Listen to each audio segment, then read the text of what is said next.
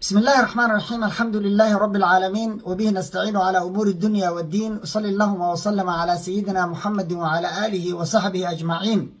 أسعد الله صباحكم ومساءكم ولياليكم أينما كنتم وحيثما حللتم. والله سوماليد ميلad joogtaan ba ilaahay subxaana wa tacaala idinku ammaan yeelo. ciddii dhibandhibka allah ka qaado, ciddii dan la allah u oofiyo, inta baahan allah deeqo, inta bugta allah bogsiiyo, intii dhimatay allah u naxariisto, waalidiinteena allah u naxariista, annagana allah nooga daba naxariisto. dalka diinta dadka iyo dowladnimadaba ilaahay subxaana wa tacaala inoo badbaadiyo. maanta waxaan ka hadlayaa laba qodob. qodobka koowaad, nabad iyo nolol oo official mucaarad noqotay, waa soo dhaweyneynaa kelmadaan ka oranaya. qodobka labaad, war qoraallo la isdhaafsaday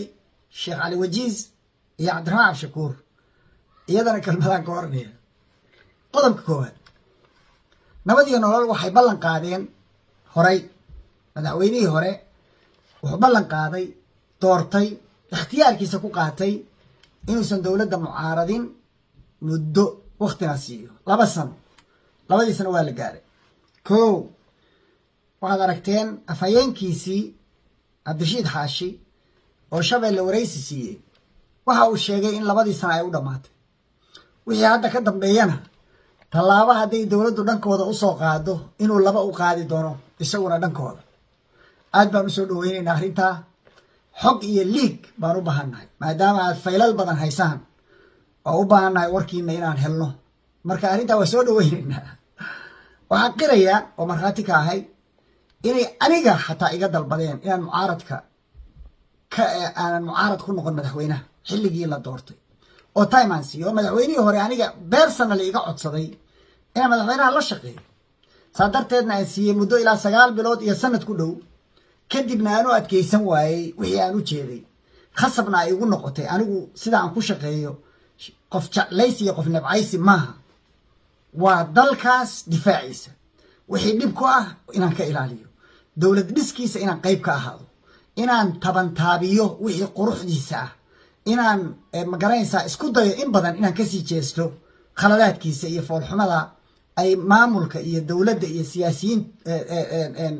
hogaamiyaasha dowladda iyo siyaasiyiintu ay kula kacaan dalka. inaan in badan xataa isku dayo inaan kasii jeesto, inaan xataa dad badan isku seegnay taageerada aan taageero marar badan markii madaxweynuhu wax fiican sameeyo, anoo shalay laga yaabo inaan dhaliilay, maanta inaan taageero. arrintaas cadaalad baa ku jirta. anugu wadaad baan ahay. wadaadnimada waxay ifaraysaa qofka wanaagiisa inaan sheego, maadaama aan dhaliishiisii sheegay, wanaagiisana inaan sheego. cadaaladna aan u ahaado, aanan ku kala jeclaysan sida dadku ay wax ku kala jeclaystaan, oo ama qabiil ama guruub ama saas aanan ku kala saarin. achievement, horumar, waxqabad, qof walba inaan kula xisaabtamo, waxyeelo inaan kula xisaabtamo. marka muddo markaan ka aamusnaa, waxaan rajeynayay madaxweynuhu maadaama uu soo maray taariikh madow oo xilligii hore ahaa, inuu legacy rabo inuu ka tago. waxaan idiin sheegay afhayeenkiisii intuu isoo wacay inuu ii sheegay madaxweynuhu wuxuu rabaa inuu legacy ka tago. ninkaas iyo anigaba isku meel baan ku dhimanay, maadama meelu ka baxay ma garanayo. kaar nin wanaagsan buu ahaa oo dadaalayay. waxaa iiga muuqday firfircooni, energy iyo qab iyo vision, aragti dowladnimo iiga muuqatay. laakiin xasan oo meel kale u socday, oo qabyo ninkeeda dhammaystira ay ka ahayd, oo raba inuu moora duugo hantidii qaranka, in badanna luunsaday. hadda in badan oo aan maalin 6 iyo 10 dhul idinka shekay, warshadihii oo dhan iibsaday,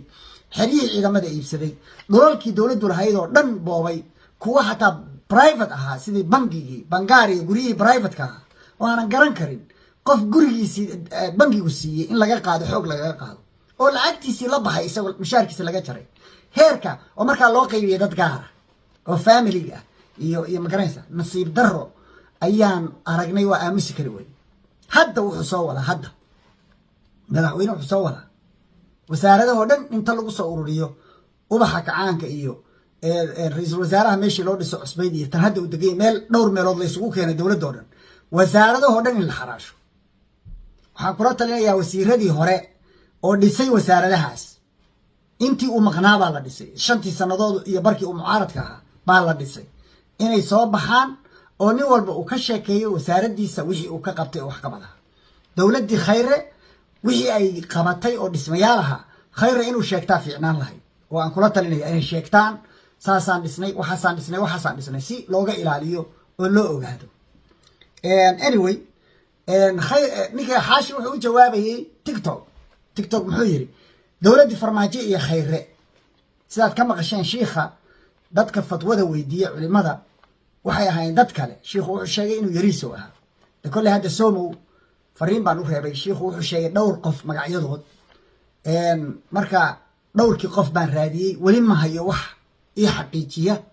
oo suga maadaama uu dhintay allah u naxariistee qodobkaas gadaal baan kaga hadli doonaa isagoo og inay culimada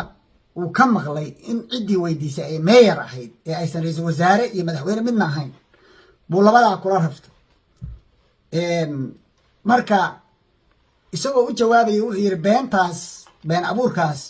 dowladda uu ku jiraa musuq ku astaysan dhaqankeeduna uu yahay inay wax boobto qodha iyo xerada xabadda waa uga markhaati kici karaa dhul dhammaystiran baan kugu wareejiyey madaxweyne waxay ku jirtaa khudbaddii xil wareejinta 23kii May 2022 nasiib darro bay ku noqotay xasan sheekh inay waxaas duuban yihiin la rikoor gareeyay beenkiyo la cafinayaan kuu dhiibay oo ay ka dhiman tahay stagekii saddexaad oo ugu dambeeyey dhammaystir madaxweyne waxaan kaaga tagay ciidan intaa tira la eega madaxweyne qabso ciidamada 5,000 oo nin baa waxay joogtaa Eritrea oo highly educated ah well trained ah ka faa'iideyso waxaan kugu wareejiyey hubkii cunaqabataynta hubka oo partially la qaaday waxaan kugu wareejiyey kursigii UN Security Council oo 25ka 24 aan galayno kii haddaan galnay waxaa la yaab leh kaas beenta uu sheegay beenta ka xun fiqi baa sheegay fiqi muxuu yiri wuxuu yiri Security Councilka 2017kii baanu apply garaynay booskii waxaa la siiyey biir Mozambique mar kalaanu 2020kii apply garaynay 2022kii wuxuu ku soo beegayaa xilligii dowladdaani timi arrintaasi waa been abuur kadib weeye waa fake news Soomaaliya muddo 6 sano ka hor ayay 2018 gudbisatay inay kursigan u tartanto kadibna Mozambique ayaa gobolkaas koonfurta Afrika ku yaala ayaa la siiyay kursigaas kadib ayaan codsi kale Soomaaliya 2022kii ay gudbisay inay kursiga u taagan tahay oo bariga Afrika oo xilligaas ay ku soo aaday kadibna fiqi hadalkiisu waa been abuur wuxuu been abuur ku yahay laba qodob horta Mozambique isku region ma nihin islamana apply garayno waa been waa marka labaad saddex qodob wey marka labaad applicationka waxaa la sii xireeyaa oo deadlinekiisu ahaa kii East Africa deadlinekiisu waxaa 2020 application la xireeyay ma jiro ana taa idin xaqiijinay waa kadib ha keeno meeshu ka keenay ha ka keeno niyo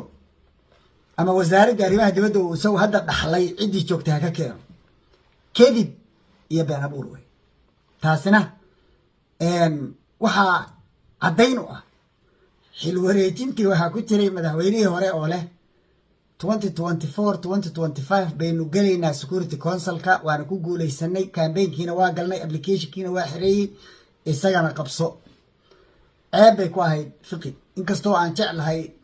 qadiyadda Somaliland iyo Soomaalinimada kore meeshu ka taagan yahay dhaqanka siyaasiga Soomaaliyeed oo ku kooban dowladda haddaan ka tirsanahayna waaba dhoobdhoobaya waxaysan lahayn oo amaanan u raadinaya haddaanan ka tirsanayna ceeb aysan lahayn ma dusha ka saaraya dhaqankaasu aad u yaqaana ayax ninkii u bixiyey way dam jadiid barigii hore tii ka dambaysayna Eritrea ciidamadii jiray iyo buuqiisa raggii laga fadhiyi waayay ciidanka aad aragteen oo iyaga lagu wareejiyo iyagoo ay kala direen oo 5 kun ah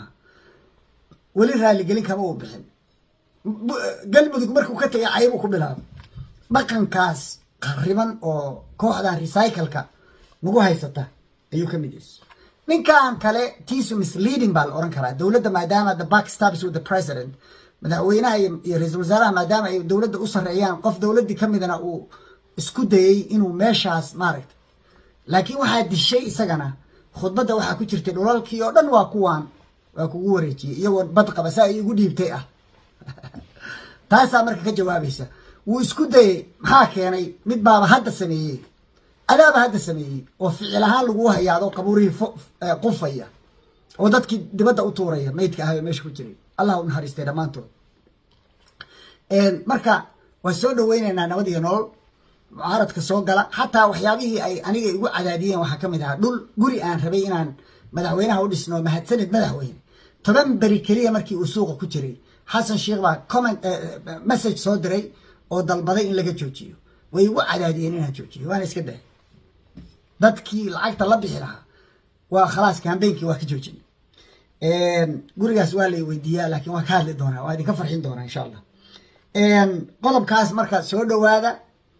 liig baan rabnaa xog baan rabnaa soo gala qodobka labaad cabdiraxmaan cabdishakuur iyo sheekh cali wajiis baa qoraal la isdhaafsaday cabdiraxmaan cabdishakuur wuxuu yidhi mayd iyo nin dhintay buu shiikhu eedii dhakada ka saaray waan iska dhicin karin ragga nool muxuu uga baqay shiikhoo u jawaabayaa wuxuu yidhi adigu iyaantii ninkaas waaba nala tashaday ammaan bayna u tahay inuu nala tashaday markaan ka celinayna uu iska daayay sharaf iyo karaamay u tahay allah u naxariistay injineer yariisu laakiin adiguna lama tashan markaa badda gadaysay waa run hadduu la tashan lahaa waa laga celin lahaa labo wuxuu yidhi adigu sidaadaba dowlad dhiskaa kasoo horjeedaayo qolo dowlad dhiska neceb turkigana neceb baad u shaqaysaa marka halkaa wuxuu ku tuhmay cabdiraxmaan cabdishakuur inuu foreign agent yahay shaqaale jaajuus inuu yahay spy anigu xogta aan hayo cabdiraxmaan cabdishakuur kama marna inuu shaqaale yahay weliba uu yahay qolada soomaaliya ugu neceb horumarkeeda imaaraadka nimanka la yidhaha isaguna hadda ka hor waa idiin sheegay way duuban tahay isagoo leh anoo u shaqeeya hay-adda binzayn kadibna warar classified ah oo heer ra-iisul wasaare ah waxay u sheegeen imaaraadku cabdiraxmaan cabdishakuur laga soo ogaaday imaaraadka safar lagu tegey inuu shaqaale u yahay oo howlaha miidiyaha iyo kharashaadka ku baxa iyo waxaasoo dhan isagu qaabilsan yahay wuxuu caan ku yahay cabdiraxmaan sida kelmaddan fiqi hadda ku eedeeyey dowlad uusan ka tirsanayn oo dhan mucaarad buu ku yahay weliba si wuxuu u hadlaa very intelligent ah oo waa nin highly educated ah very intelligent ah oo principle driven u eg waxay u eg tahay in arrintan ay wadaniyad iyo principle iyo wuxuu aaminsay ay ka tahay laakiin hal qodob oo ceebeeyey oo fashilay baa wuxuu ahaa dastuurkii maalintii dhaweyd lalahaa waa la baasinaya maalin walba suu mucaarad ugu ahaa oo bannaanka u taagnaa markii la codeynayo waa dhex fadhiyey wax diiday ma jiraan maya eeyaa ka aamusay cidna cabdiraxmaan cabdishakuur waa ka mid noqday dadkii u codeeyey ilaa uu guddoomiyihii madoobe uu yidhaahdo maasha allah oo ujeeda waxay ku tusaysaa principle maaha waa wax kale dowlad dhiskaa la diidaya dad aan dowladda la tusin baa jira waa ka mid waxaa ka mid a mid professor ah oo la yidhaahdo cabdi ismaaciil samatar waa dowlad la dirir dowladnimadaan la tusin dad waxaa iska jira weligood mucaarada haddii shaqo laga siiyo dowladdu waa fiican tahay dowladda hadday shaqo ka waaya cabdiraxmaan cabdishakuur muddu ina ka aamusnaa shaquu hayay musiibooyinka markii loo dhiibayahay markii laga qaadayna muxuu bilaabay wixiisii lagu yaqaanay iyo mucaaradkiisii marka waxaan leeyahay shiikhu madfac buu kugu dhuftay adaana maagay ninkaa codkarsanna faraha lalama galo waxaa ku fiicnayd inaad soomow wacdid anigu waa wacay hadda weli jawaab kama hayo soomow inaa wacdid raggii uu sheegay caynta inaa wacdid raggii uu magacaabay culimada haynta wacdid inaa weydiisid hadday runtiis tahay aadan mucaaradin dad badanoo waxaa jira shiikha ku mucaaradaya kelmadda hadday runtiis tahay waa laga gardaranya shiikha hadday beentiis tahayna shiikhu wuxuu isku darsaday laba dembi oo ah dembi inuu nin dhintay ku been abuurtay iyo inuu been sheegay labadaba laakiin waxaan hubaa oon hubiyey madaxweynihii hore inuusan shuqul ku lahayn oo ogeyn loona sheegin waxaa kaloo la ii xaqiijiyey khayrana inuu sheegay inuusan ka warhayn marka waxay ahayd baa dhici karta hadday jirtay isku day injineerku uu aragti ahaan soo jeediyey garasho ahaan uu isagu gartay ku fakeray kadibna culimada weydiiyey diin ahaan markii la yiri maya ma fiicnana uu iska daayay oo faraha ka qaaday ee aysan ahayn arrin official noqotay oo dowladda gashay waxaa yeelay madaxweynuhu markuu xilka wareejinayay wuxuu yiri dhulkii hantida guud qabuuruhu de waa ka mid ma taaban arrintaasina waa on the record mana dhicin oo waxaa jirtay warqad dikreeta oo madaxweynuhu soo saaray oo yiri dhul hanti guuda lama taaban karo mar kale waa tu cusboonaysay xilligii Rooble uu qasayay Rooble ninkii gaajada qabay dihaal markuu saa u walaaqayay waa tu warqad kale qoray oo mar labaad soo saaray yiri dhulka hantida guud lama taaban karo arrintaas marka waa soo dhaweynaya nabadiina soo dhawaada waxaan kaloo wadaadadii anigu xabadaasan ka daba tuurayahay ku haystaa inay ogaayeen iyagoo fatwo la weydiinayo Robow iyo ay ku wareegayaan iyo TikTok oo ay fatwo la weydiinayo arrinta ay u fadhiyaan inuu booliisku meeshii Ajax Allah u naxariistay Ajax markii laga saarayay meydkiisa intay booliiskii wiilkii soo qabteen oo ay soo istaajiyeen ay dhaheen annagu amarka ma bixin shalay baa dad lagu aasayay meeshan waa been in la burburinayo iyagoo ciidan keenay oo darbigii wareejinaya